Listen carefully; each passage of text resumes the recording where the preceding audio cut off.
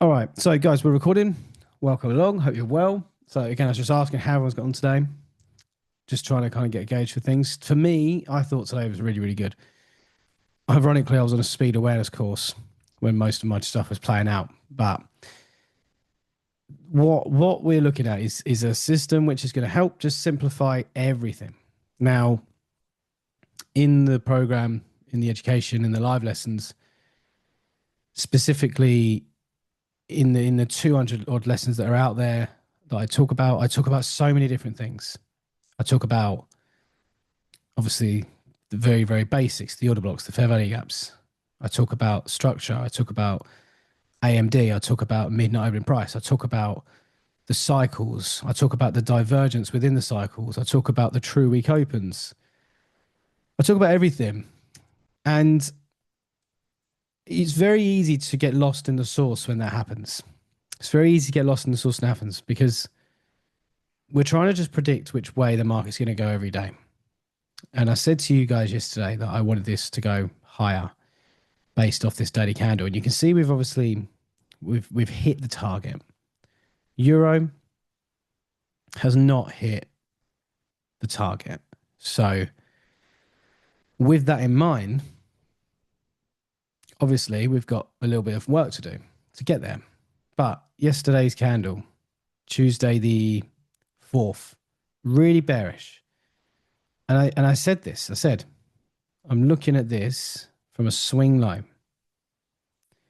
Based on a swing low, where this particular candle has closed, it's not closed higher than this level here. So I am not anticipating it's going to go higher today. Based on what's happening as we speak, is actually creating a swing low, and it could close above this particular previous candle low. So that it could potentially go higher tomorrow. But in 2 hours, 37 minutes, it's going to close whereabouts it is. It's obviously got a fair value gap sitting there as well. So it might be that the trade we get or it pushes into some sort of area and then continues lower or whatever. But for the last couple of days, swing low, no close above, swing low, no close above, swing low, no close above, swing low, no close above. Today would be the first one. So long story short, I'm looking for price to go lower today. Matching that with the DXY as well. I'm looking for lower price action on here. So again, from a 4-hour perspective, you can see that we're working out of this area of inefficiency there. So again, structure's bearish. Okay, I'm not looking for price action to go anywhere else at this stage. I'm just keeping it simple. That's my only goal right now. Again, just looking at this from a 1-hour perspective. Now, it's very easy to say, because this is consolidation and here's obviously consolidation. It's very easy to say, oh, well, I'm just going to wait for price to come back and then come down. And you're within your rights to do that, but I just feel like you're going to miss out on opportunities if you just wait for that. Because if you look at how many days, let's just look at like this imbalance, for example.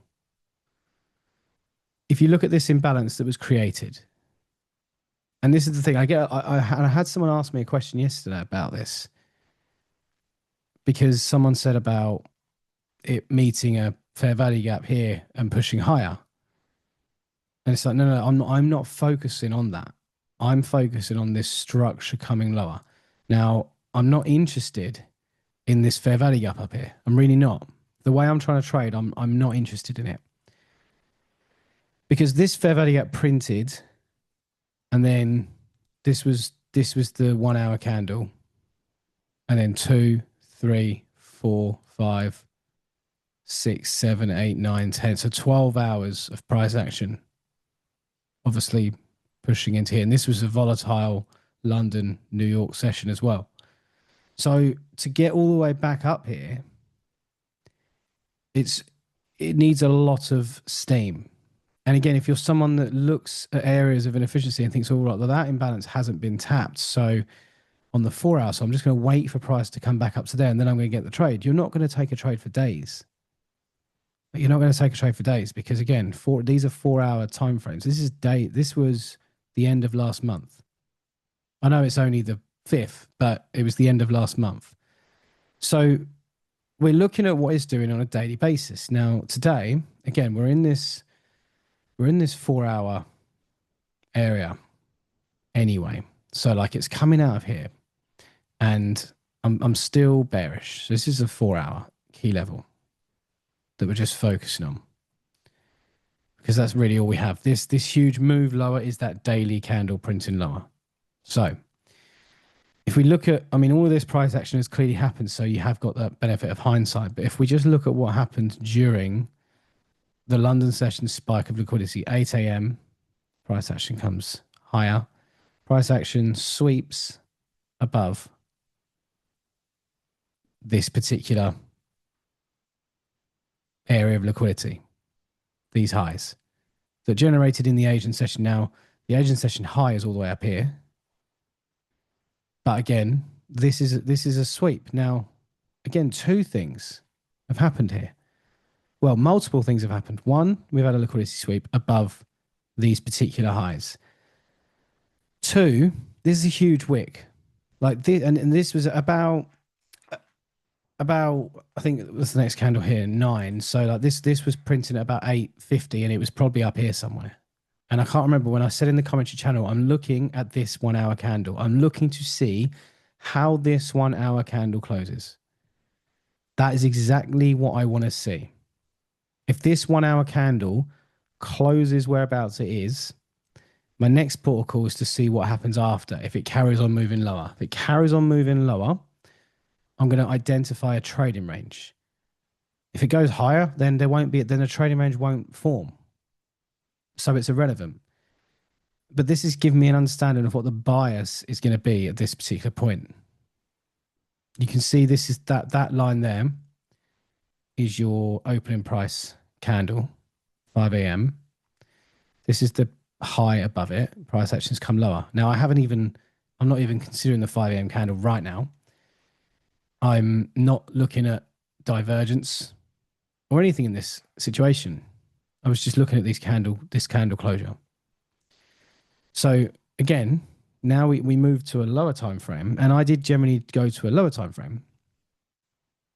And this is the high above these particular highs.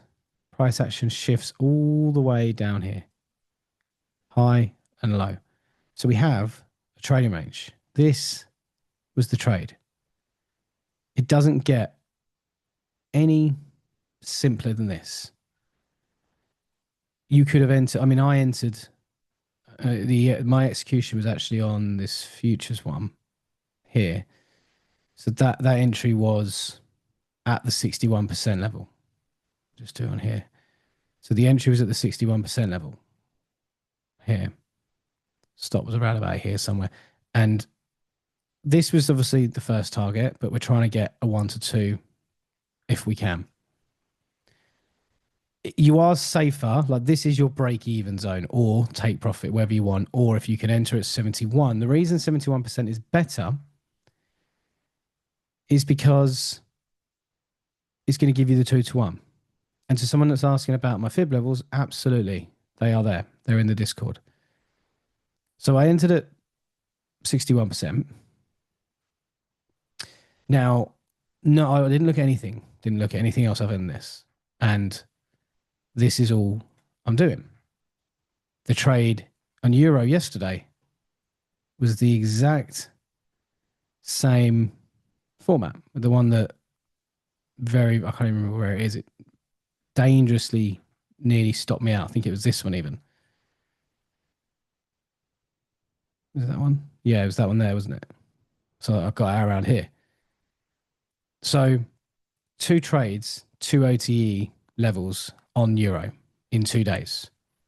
2 profits. I definitely would have been stopped out if I'd have held it or not gone break even. But before bed, I took profits. And that's absolutely fine, by the way. If you, where we talk about being very mechanical, this is what we have to, this is why AI and things just don't always work or won't work in theory, unless it's really, really, really coded. But I don't know, let's say you're entering here for argument's sake.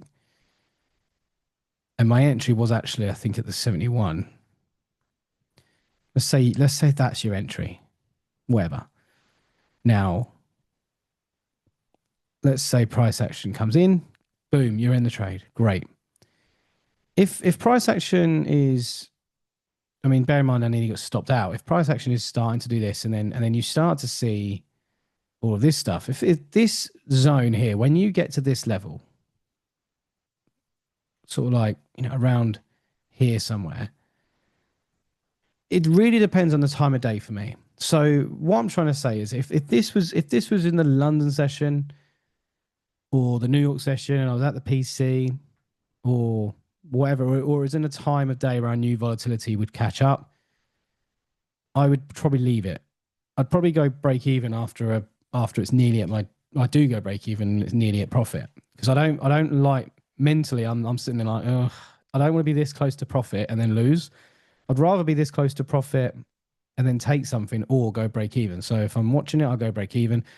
But in the case of like last night, I was just in bed ready to go to sleep. I was like, do you know what? I don't really want to give back any of the potential profit I've already made. And the only way you get paid in trading, like the only way you get paid is when you close the position.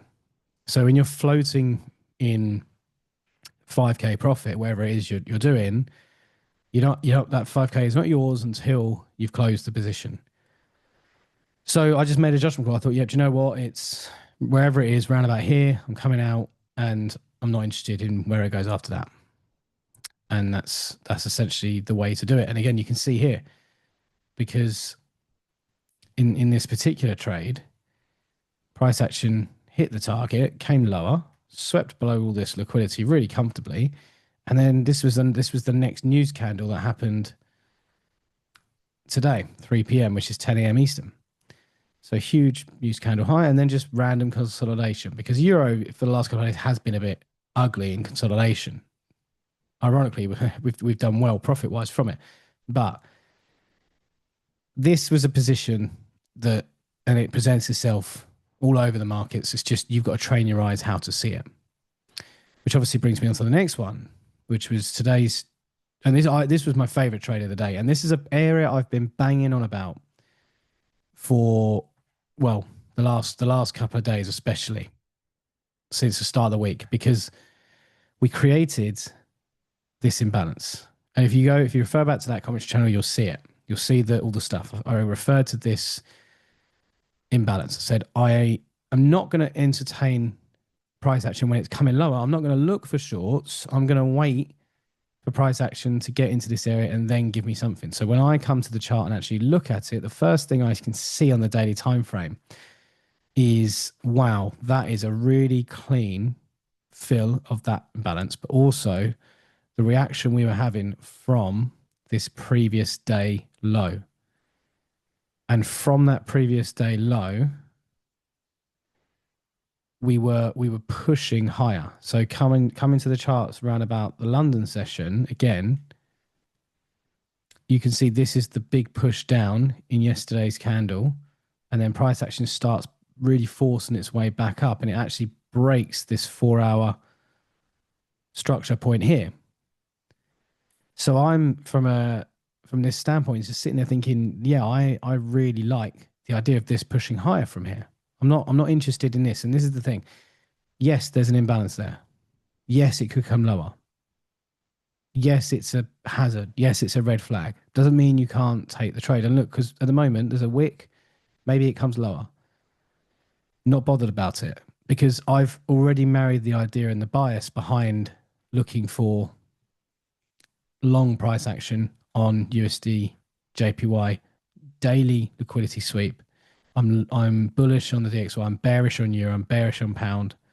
I would therefore need to be bullish on here. It would make sense. So if you enter a phase of if you enter the phase where your attitude is, oh, I see that, I'm just going to wait for another one, and then I'm price has gone higher here, and I'm not saying this to be harsh, but I'm just trying to help you.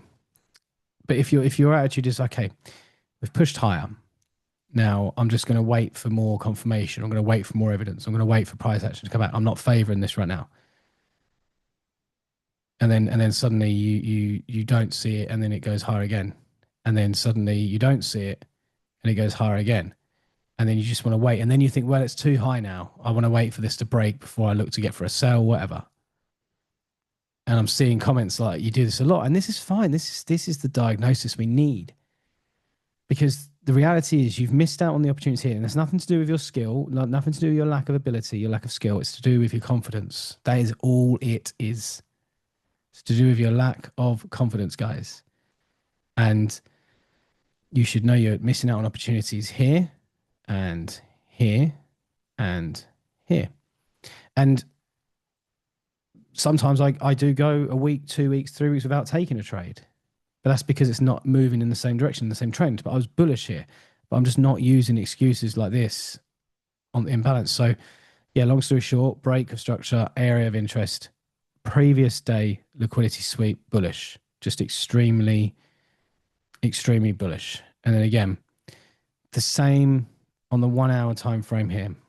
Let's just focus on this for a second. Okay. Because this 1 hour candle right here is being created, didn't quite obviously break below the Asian lows, but it did sweep under this 1 hour candle. So this is like the 1 hour PO3 method, if you like. And again, look at the previous 4 hour candle. We're obviously not going to come for these 4 hour lows at this point. So we're looking at the 1 hour candle in the London session, liquidity sweep. This is the London session low. The other thing to consider about this 1 hour candle is that it's a swing low. And the close of this candle is above the previous candle's low. So therefore, we have a good looking candle. And then we have a third candle formation where price action is obviously looking to push higher from this level. So there's 3 candle formation and a huge push. And when you look at this on the 15-minute time frame, again, you can measure that range.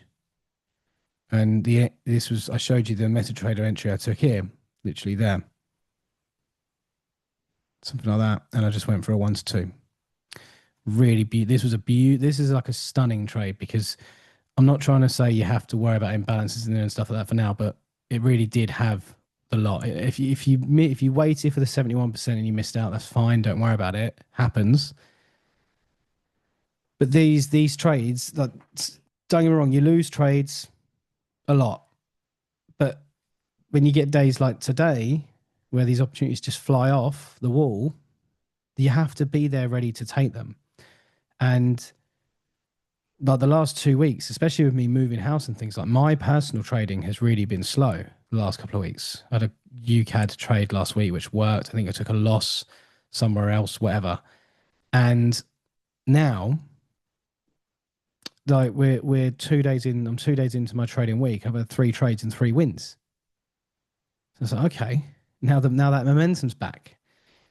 And this just like the cycle of what it actually takes to go into trading. And again, if you mark, I see comments already in here, if you've marked the trade up and you've missed it or got distracted, you missed it, again, it's nothing to do with your skill. It's to do with the way you are organizing yourself or your confidence in actually taking a position. How have you taken the position? Because I can tell you now, I set this as a pending order. And when this was set, there was nothing going on. So when price action comes in, are you waiting to market execute, and then you're not market executing, and then you just miss it, and then it gets here and you think, oh, I've missed it now, I'll just wait for a retest, but then it just goes higher. I didn't go any lower than a 15-minute time frame today. The trade on Euro was on a 30-minute. The trade on USDJPY was a 15-minute. or even a 30-minute looks brilliant here if you can see them. So they're the two positions that I was in today. I didn't even look at these here, the indices or anything today, because I've just really enjoyed the price action. But what I do really like about NQ at the moment is, again, I was pretty bearish yesterday, and we were bearish out of this 4-hour fair value gap, if you remember. And we've really blown that out of the water. We did continue in this sort of bearish run, but today we've just pushed higher. And this is fine. If it creates that swing low in this area of inefficiency, tomorrow should be fairly simple to look for long price action, because we can look and identify these areas of inefficiency or these key levels. But again, I'm looking at this and I'm looking at this now in real time. I don't care about that. If it goes in there, it reacts, then I'll look at it when it does it. I don't care about it right now. I care about this daily print, this daily candle print in this bullish zone. Again, if you measure this entire range, you can see that it's definitely come into the discount area, nearly at the 71, well past the 61% level. So it has every right to push higher from this level, and it's creating balanced price ranges and things like that as well, which is awesome. In terms of obviously what it has done today, not really any areas of inefficiency, maybe one down here, but I think it's just pushing higher. Again, S&P pushing higher. Even the Dow Jones today pushing higher. And it looks good. I really like this on the Dow Jones. It looks nice. And again, on here, we can see across the board, we're getting that swing low. You can see, I can see already there is divergence because the Dow hasn't taken out Tuesday's low. So from a daily perspective, and we'll just go a little bit more technical here, the Dow Jones, this is Tuesday's low. Okay. Keep this as simple as you can. S&P, Tuesday's low has been taken. The NAS, the NQ, Tuesday's low has been taken. So there's relative strength to the upside on the Dow Jones, which means the Dow Jones is the higher probable one to trade. Not only is it the higher probable one to trade, you're inside this area of inefficiency. You're reacting off of this daily order block. So I would be looking on the Dow Jones tomorrow, maybe in something in here, assuming it closes where it does, to see if we can take this higher and target these all-time highs. Really like the look of that. I do. I really like the look of that. I'm going to turn all these off because the trades are not going to keep this one open. Again, why do I like the US30 better than the others? Because we've swept these lows on S&P and the NQ. The Dow has not.